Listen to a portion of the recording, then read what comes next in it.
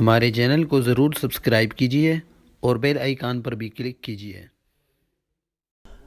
نحمده ونصلي ونسلم على رسوله الكريم اما بعد فاعوذ بالله من الشيطان الرجيم بسم الله الرحمن الرحيم رب اشرح لي صدري ويسر لي امري واحلل عقدة من لساني يفقه قولي رب زدني علما۔ معزز ناظرین، السلام علیکم ورحمۃ اللہ وبرکاتہ۔ اب تمام حضرات کا اپنے چینل الضحیٰ ٹی وی میں دل کی گہرائیوں سے استقبال کرتا ہوں۔ گزشتہ لیکچر میں ہم نے حال کے متعلق پڑھا تھا اور حال کی بہت ساری مثالیں آپ حضرات کے سامنے قرآن مجید سے پیش کی۔ امید ہے الحمدللہ آپ کو سبق بڑی آسانی کے ساتھ سمجھ آ چکا ہوگا۔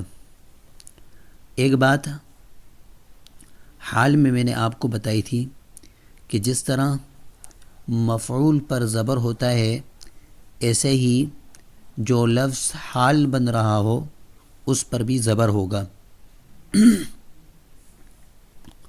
آج نئے لیکچر میں ہم نے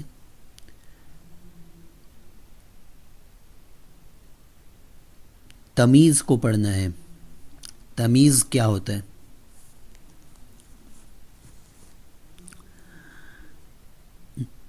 تمیز اس اسم کو کہتے ہیں جو ابہام کو دور کرے، جیسے ربی زدنی علما۔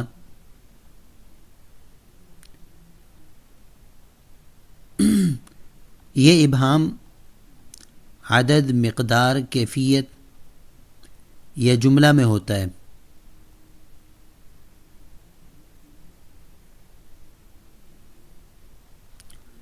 تمیز کا ترجمہ عموماً کے لحاظ سے یا کہ اعتبار سے کیا جاتا ہے۔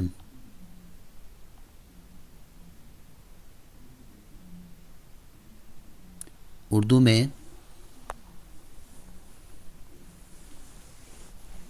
اس کا ترجمہ عموماً یا اعتبار سے کیا جاتا ہے۔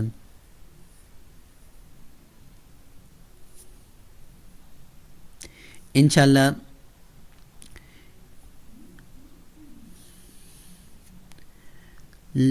اس میں تمیز آپ کو آگے مثالوں میں بالکل سمجھ آئے گا۔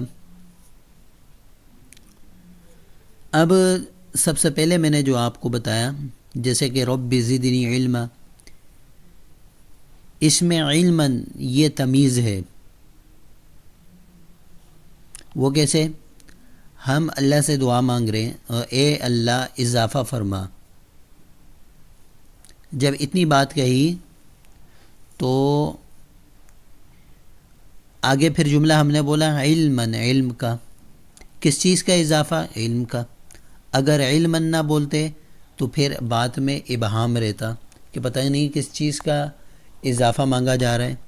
لیکن جب ہم نے کہا علما تو یہ لفظ آیا تو اس لفظ نے اس ابہام کو دور کر دیا جو ذہن میں تھا۔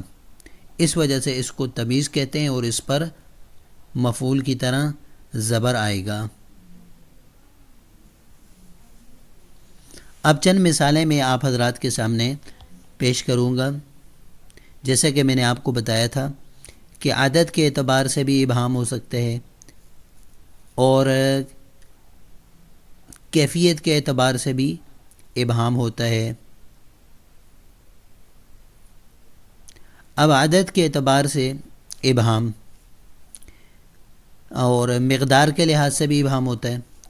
تو چلیں سب سے پہلے عدد کے اعتبار سے جو ابہام ہوتا ہے اس کی کچھ مثالیں قرآن پاک سے آپ کے سامنے پیش کرتا ہوں، اس سے انشاءاللہ آپ کو سمجھ آ جائے گا۔ جیسے پہلی مثال ہے رأیت احد عشر کوکبا، میں نے دیکھے 11 ستارے۔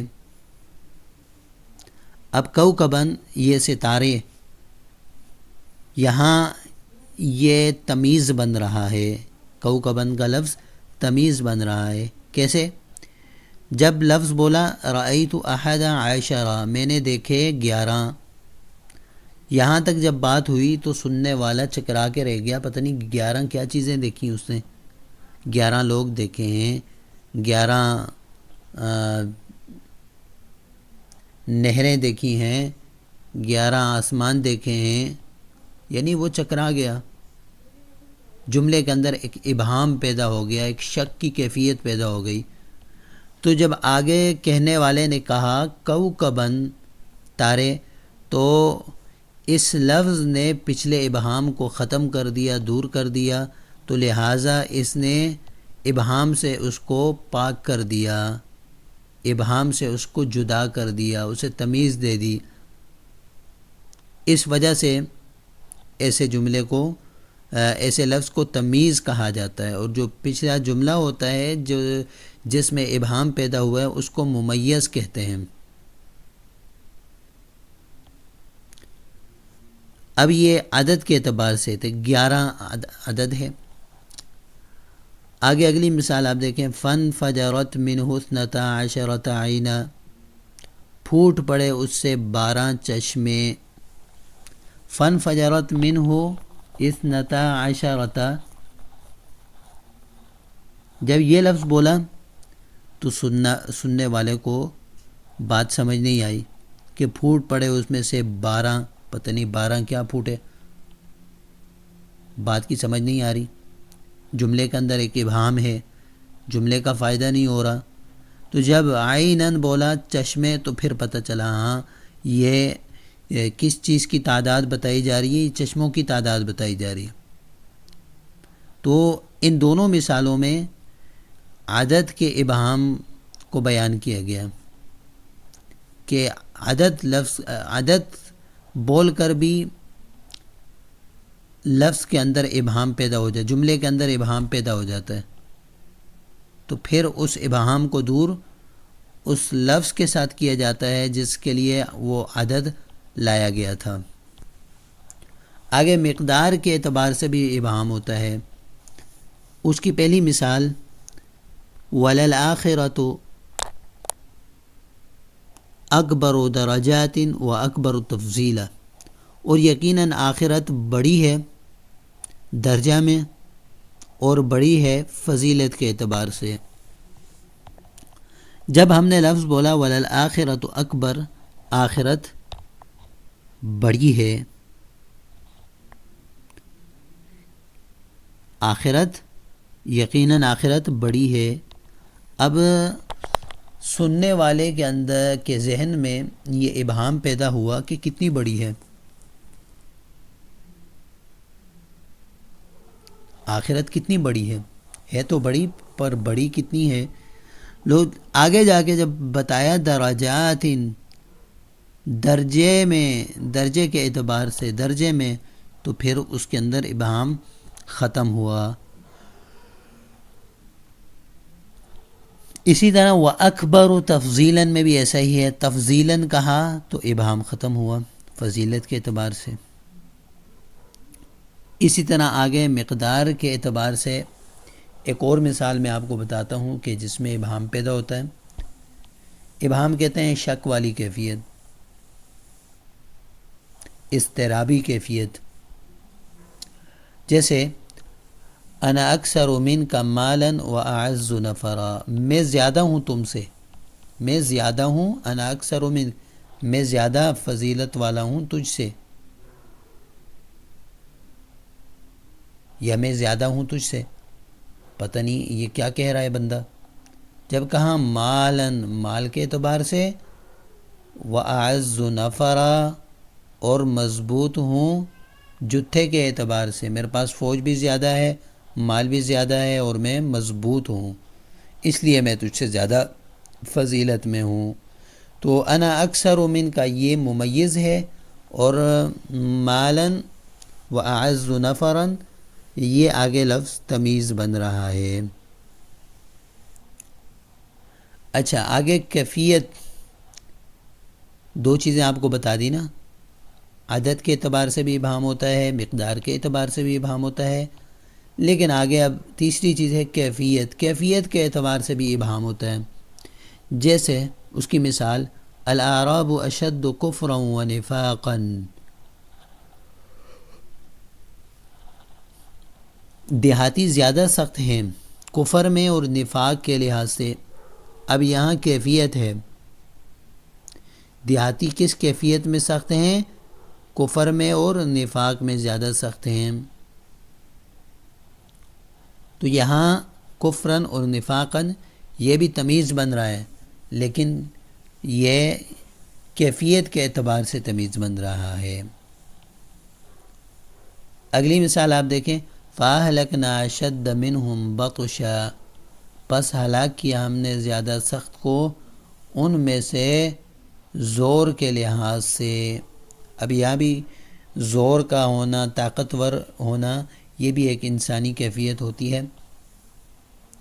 تو یہاں بھی کیفیت ہے بطشن، یہ کیفیت ہے اور یہ تمیز بن رہا ہے۔ پچھلا جملہ ممیز ہے اور یہ تمیز بن رہا ہے۔ جملے کے ابہام کی وضاحت، جملے کے ابہام کے اعتبار سے بھی تمیز لائی جاتی ہے، یعنی جملے کے اندر، کسی جملے کے اندر ابہام پیدا ہو جائے، اس ابہام کو دور کرنے کے لیے بھی تمیز لے آتے ہیں۔ جیسے فزادہم اللہ مرضا، پس بڑھا دیا ان کو اللہ نے۔ جب اتنا جملہ ہم نے کہا تو ذہن میں عجیب سے خیالات آنے لگ گئے، پتہ نہیں اللہ تعالیٰ نے کس چیز کو بڑھا دیا ہے، یعنی ذہن میں ایک ابہام پیدا ہو گیا، ایک شک کی کیفیت پیدا ہو گئی۔ تو جب مرضن کہا تو اس سے اس شک سے نکل گئے اور وہ ابہام دور ہو گیا۔ ہاں، مرض کے اعتبار سے پس بڑھا دیا ان کو اللہ نے، مرض کے اعتبار سے ان کا مرض اللہ نے زیادہ کر دیا۔ اسی طرح اگلی مثال آپ دیکھیں، قد شغفنا حبا، بے شک اتر گیا ہے وہ اس کے دل میں محبت کی وجہ سے، محبت کے لحاظ سے۔ یہاں بھی قد شغفہا، بے شک اتر گیا وہ اس کے دل سے، اس سے بات واضح نہیں ہو رہی تھی۔ جب حبن کہا تو پھر پتہ چلا کہ اس وجہ سے اترا ہے، محبت کی وجہ سے اترا ہے۔ تو یہ بہت ساری مثالیں میں نے آپ حضرات کے سامنے پیش کی۔ ان مثالوں پر غور کر کے، اسی طرح مزید مثالیں قرآن مجید سے نکال کر اس پر غور کر کے آپ اس لفظ یعنی تمیز کو سیکھ سکتے ہیں۔ دوبارہ اس کی میں تعریف آپ حضرات کے سامنے پیش کر دیتا ہوں۔ تمیز وہ اسم ہوتا ہے جو ابہام کو دور کرے۔ یہ ابہام عدد، مقدار، کیفیت یا جملہ میں ہوتا ہے۔